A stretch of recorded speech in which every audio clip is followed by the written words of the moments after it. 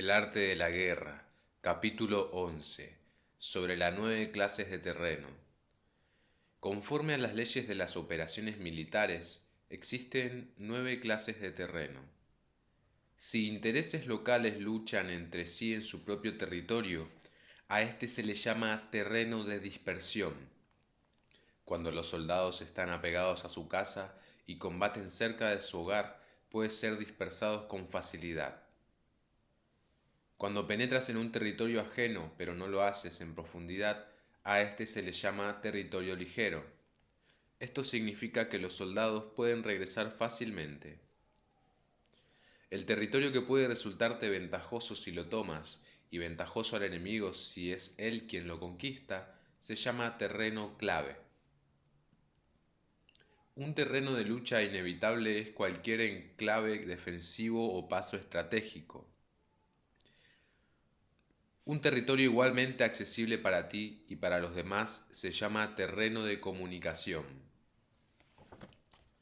El territorio que está rodeado por 3 territorios rivales y es el primero en proporcionar libre acceso a él a todo el mundo se llama terreno de intersección. El terreno de intersección es aquel en el que convergen las principales vías de comunicación uniéndolas entre sí. Sé el primero en ocuparlo y la gente tendrá que ponerse de tu lado. Si lo obtienes, te encuentras seguro; si lo pierdes, corres peligro. Cuando penetras en profundidad en un territorio ajeno y dejas atrás muchas ciudades y pueblos, a esto se le llama terreno difícil. Es un terreno del que es difícil regresar. Cuando atraviesas montañas boscosas, desfiladeros abruptos u otros accidentes difíciles de atravesar, a esto se le llama terreno desfavorable. Cuando el acceso es estrecho y la salida es tortuosa, de manera que una pequeña unidad enemiga pueda atacarte, aunque tus tropas sean más numerosas, a este se le llama terreno cercano. Cercado. Si eres capaz de una gran adaptación, puedes atravesar este territorio. Si solo puedes sobrevivir en un territorio luchando con rapidez, y si es fácil morir si no lo haces, a este se le llama terreno mortal. Las tropas que se encuentran en un terreno mortal están en la misma situación que si se encontraran en una barca que se hunde o en una casa ardiendo. Así pues, no combatas en un terreno de dispersión, no te detengas en un terreno ligero, no ataques en un terreno clave, ocupado por el enemigo. No dejes que tus tropas sean divididas en un terreno de comunicación.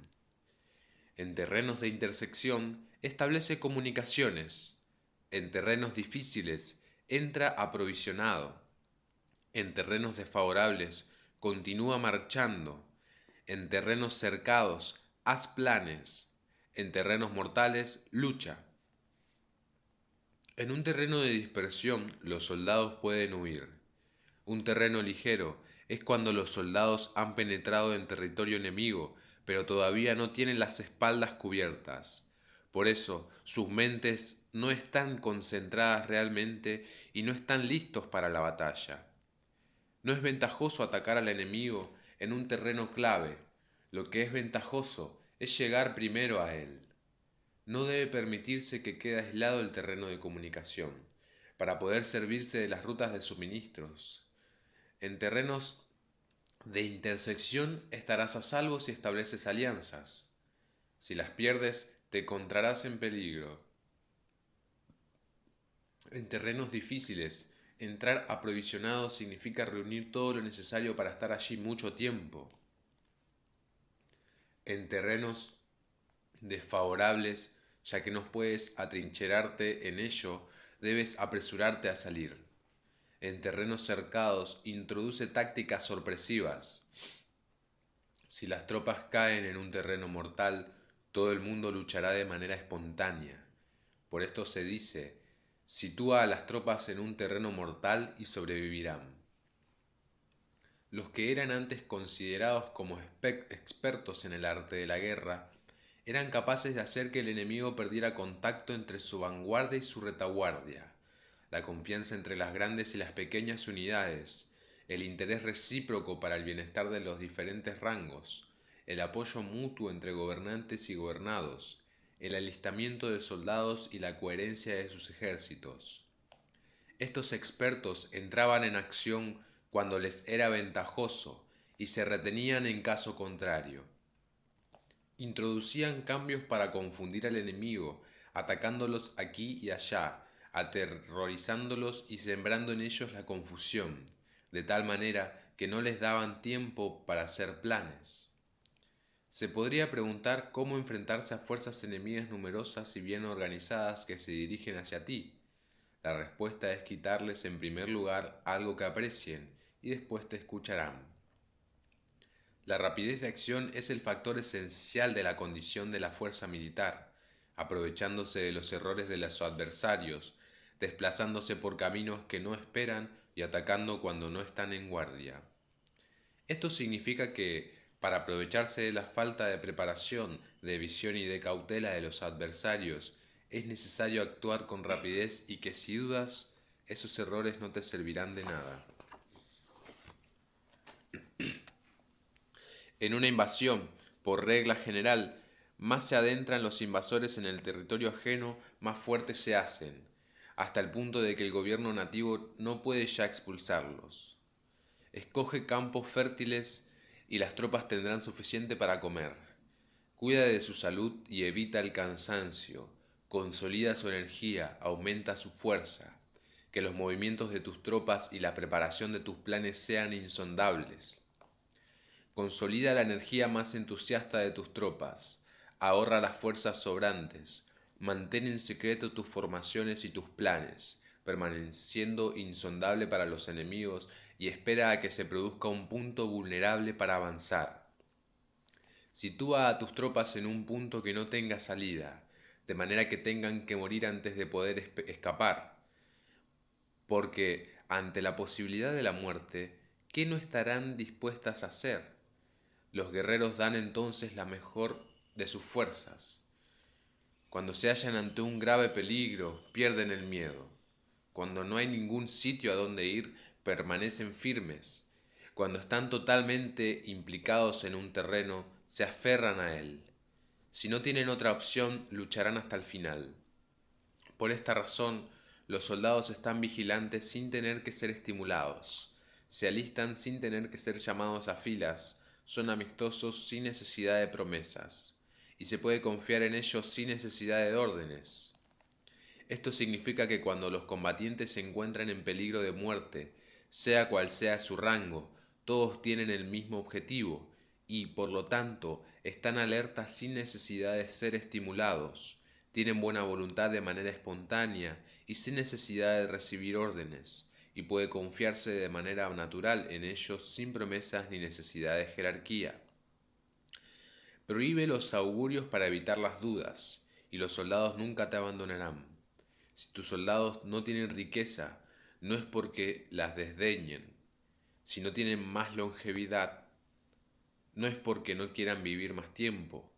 El día en que se da la orden de marcha, los soldados lloran. Así pues, una operación militar preparada con pericia debe ser como una serpiente veloz que contraataca con su cola cuando alguien le ataca por la cabeza. Contraataca con la cabeza cuando alguien le ataca por la cola, y contraataca con cabeza y cola cuando alguien le ataca por el medio. Esta imagen representa el método de una línea de batalla que responde velozmente cuando es atacada. Un manual de 8 formaciones clásicas de batalla dice: haz del frente la retaguardia, haz de la retaguardia el frente, con 4 cabezas y 8 colas. Haz que la cabeza esté en todas partes, y cuando el enemigo arremeta por el centro, cabeza y cola acudirán al rescate. Puede preguntarse la cuestión de si es posible hacer que una fuerza militar sea como una serpiente rápida. La respuesta es afirmativa. Incluso las personas que se tienen antipatía, encontrándose en el mismo barco, se ayudarán entre sí en caso de peligro de zozobrar. Es la fuerza de la situación la que hace que esto suceda. Por esto, no basta con depositar la confianza en caballos atados y ruedas fijadas. Se atan los caballos para formar una línea de combate estable, y se fijan las ruedas para hacer que los carros no se puedan mover. Pero, aún así, esto no es suficientemente seguro ni se puede confiar en ello. Es necesario permitir que haya variantes a los cambios que se hacen, poniendo a los soldados en situaciones mortales, de manera que combatan de forma espontánea y se ayuden unos a otros, codo con codo. Este es el camino de la seguridad y la obtención de una victoria cierta. La mejor organización es hacer que se exprese el valor y mantenerlo constante.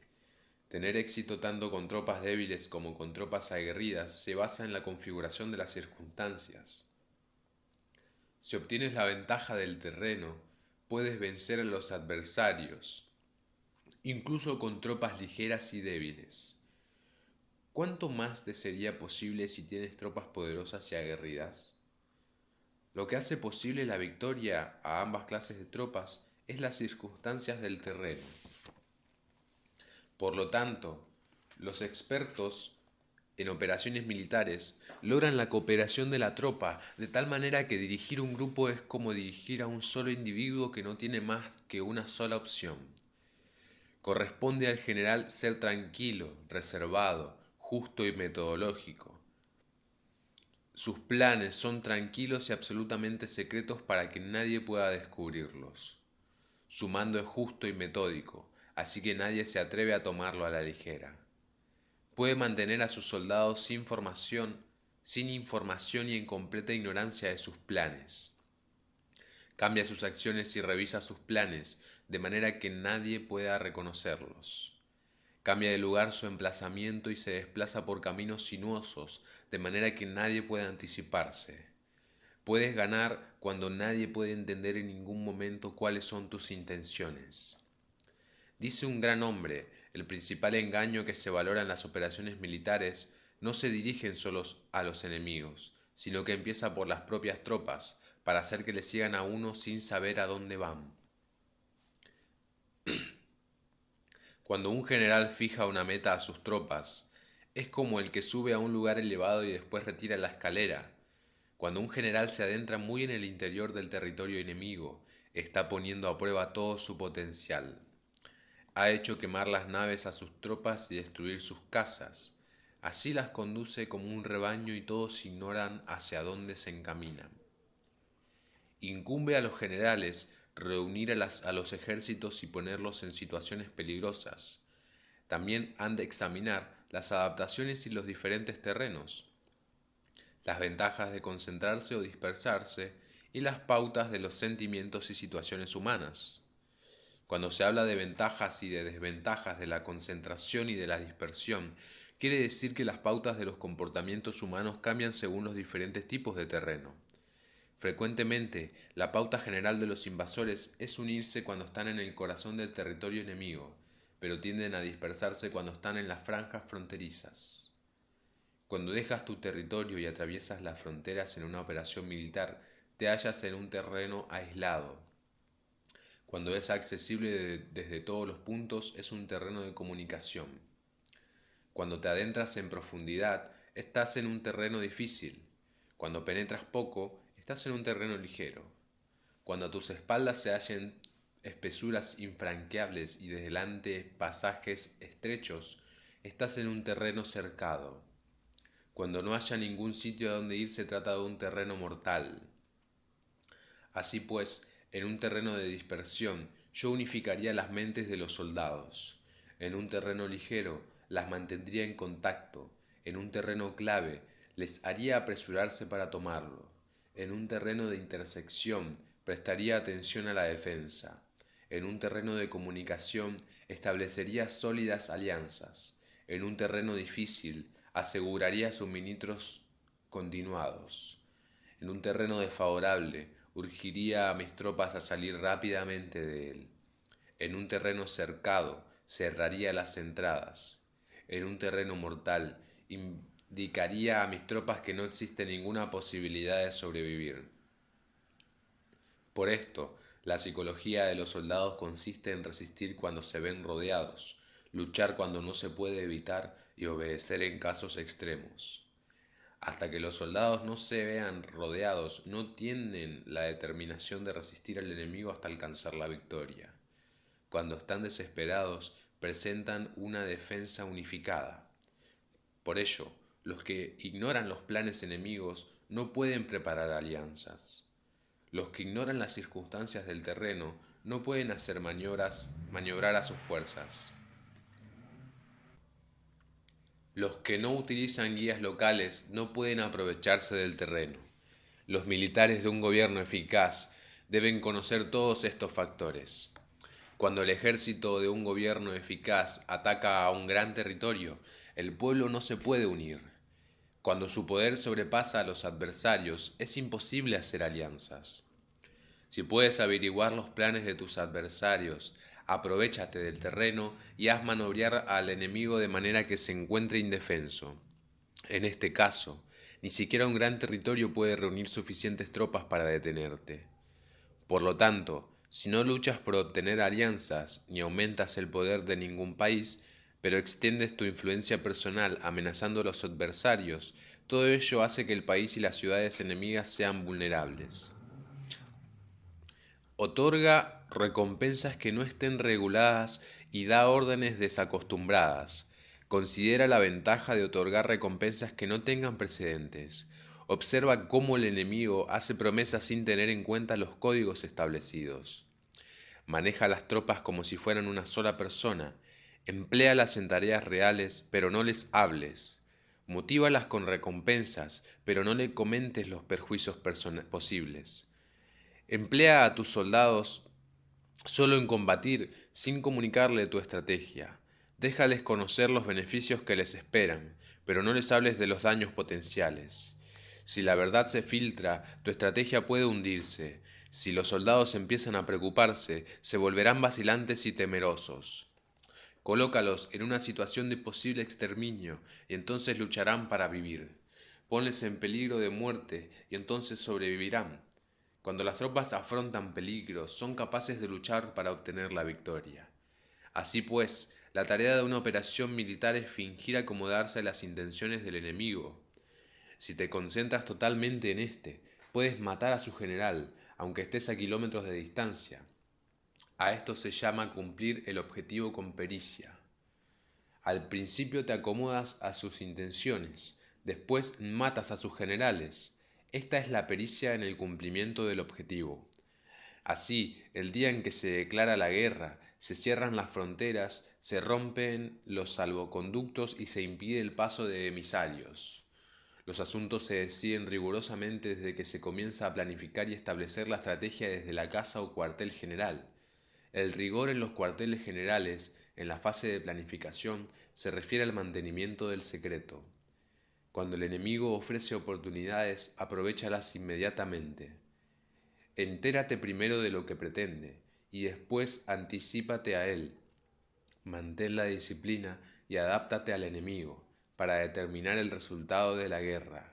Así, al principio, eres como una doncella y el enemigo abre sus puertas. Entonces, tú eres como una liebre suelta y el enemigo no podrá expulsarte.